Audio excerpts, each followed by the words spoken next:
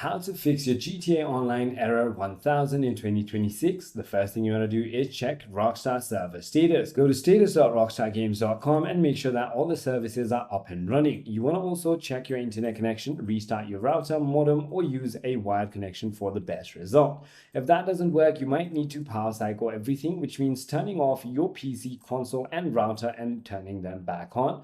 If that doesn't work, you want to simply go ahead and clear cache. You want to simply go ahead and open your CMD or command prompt, and then you want to simply go ahead and type in this exact command, which is going to be ipconfig /flush DNS. Once you do that, it is going to go ahead and solve your problem. If it still doesn't, you want to simply have a open NAT type. You can simply go ahead and change NAT type in your router settings, and you want to make sure that you are not using any kind of VPN or proxy. If at last none of it works, simply try uninstalling and reinstalling the game itself. I hope this video clarifies everything for you. If you have further more queries, feel free to comment down below, and I'll see you on the next one.